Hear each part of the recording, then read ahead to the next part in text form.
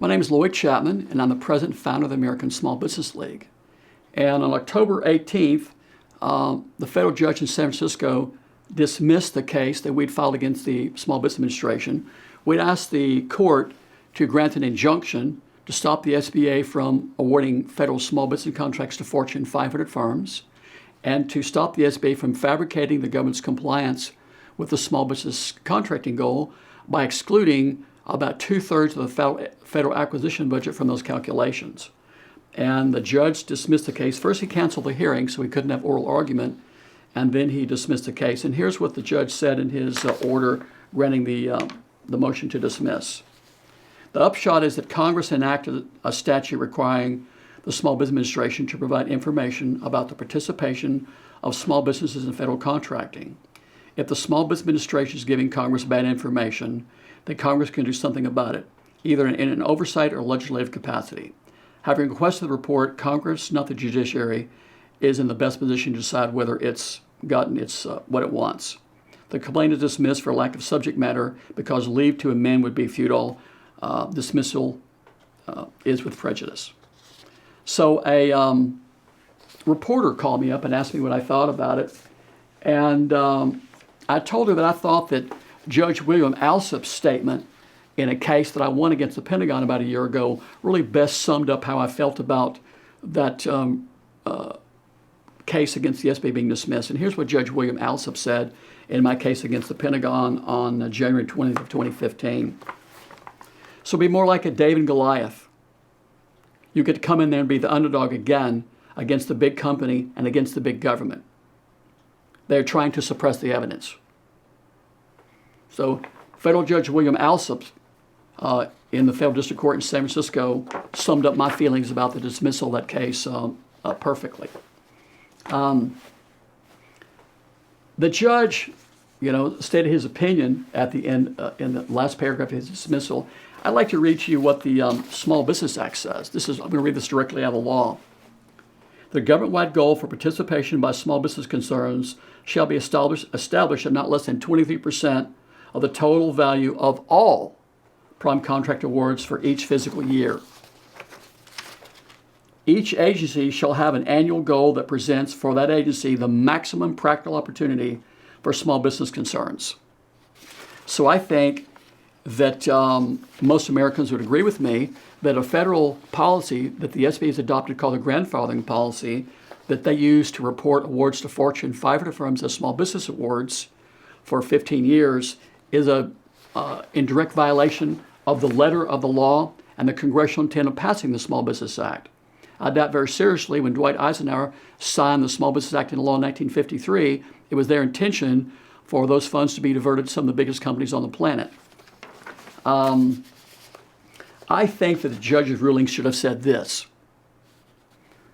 The SBA's grandfathering policy is in direct conflict with both the letter and the congressional intent of passing the Small Business Act.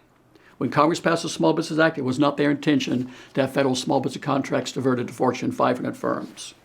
The SBA's exclusionary rule that they've used it to exclude the majority of federal acquisitions from the calculation of the percentage awards of small business is also inconsistent with both the letter of the law that requires that a minimum of 20% of all prime contracts awards each year be awarded to small businesses is also inconsistent with the letter of the law and the congressional intent.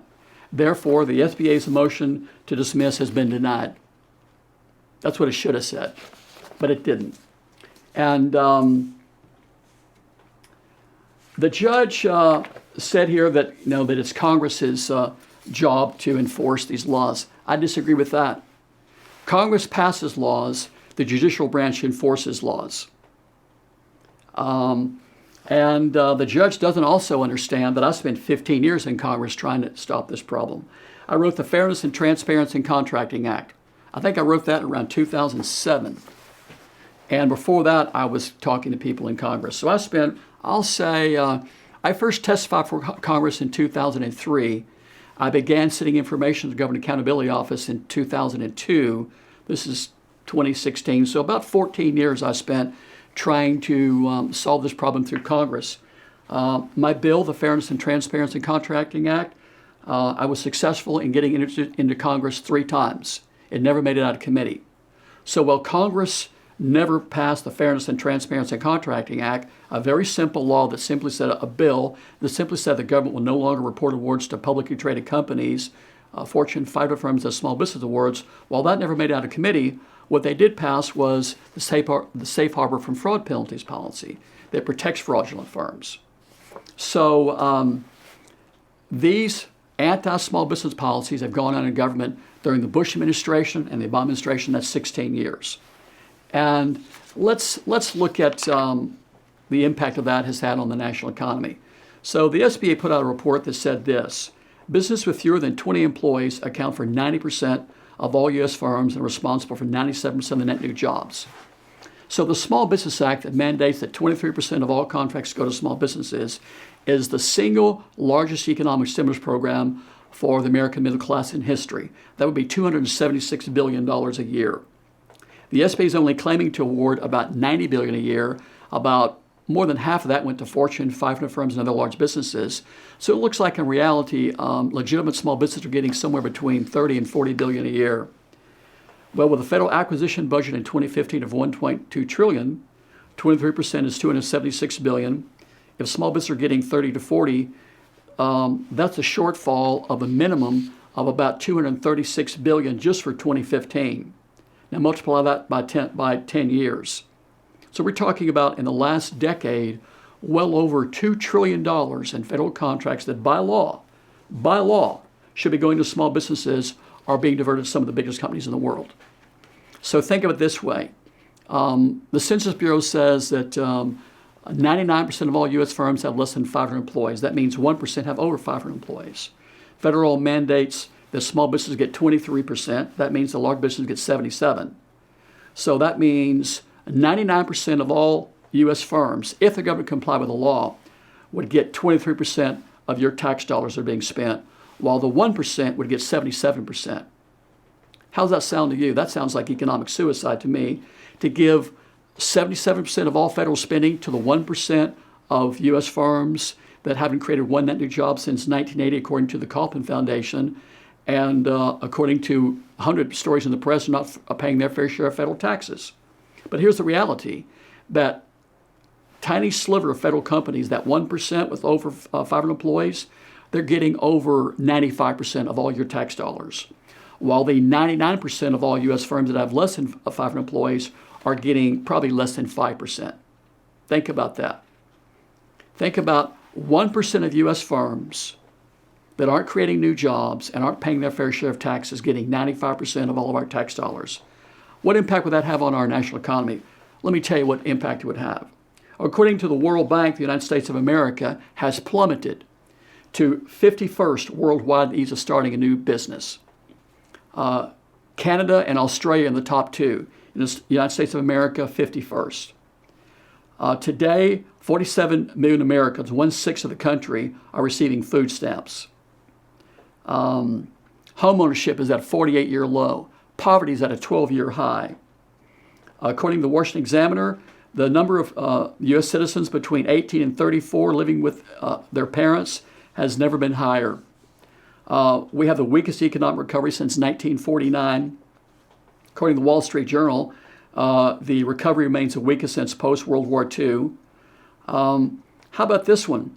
Because of economic concerns, birth rates are down for 6 consecutive years in the United States of America. I'm going to say that again. Because of economic concerns, birth rates are down for 6 consecutive years in the United States of America. For the first time in 35 years, the number of businesses, not small business, just businesses that are closing, outnumbers the number of businesses that are opening. So that means tomorrow there'll be fewer businesses in America than there's today. There's fewer businesses in America today than was yesterday.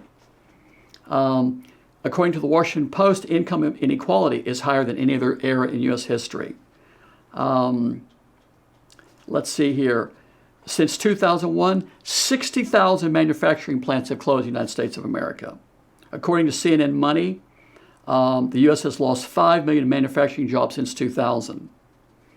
Black unemployment rate is more than twice as high as that for Caucasians. And the labor force participation rate in America is at a 38-year low. first really started noticing that when I saw Hillary Clinton's video talking about the fact that small business creation stalled out in America. And there's a video on YouTube where a reporter for ABC asked the White House spokesman in a press conference to respond to Secretary Clinton's concerns that small business creation has stalled out. And he asked the gentleman, I think 4 times, and they refused to watch it. Go to YouTube and look up Hillary Clinton's small business creation and watch those videos. So I say that 16 years of anti-small business policies by the federal government have devastated the middle class economy, and the statistics are there to show it. So the Small Business Act is the largest economic stimulus program in history. The federal government and now the judiciary, the judicial branch of the government agrees that it's okay to divert federal small business contracts to Fortune 500 firms, and it's devastating the middle class economy. I'm hoping that the next president, which looks like it's going to be Secretary Clinton, will be the first pro-small business president we've had in a long time, and that someone will do something to address 16 years of anti-small business policies that have devastated our middle class economy. And again, we'll be appealing our case to the Ninth Circuit Court of Appeals before the end of October. And by the way, I've got another case in the Ninth Circuit Court of Appeals that'll be going to trial on December 14th against the Pentagon. My name is Lloyd Chapman, the American Small Business League. Thanks for watching.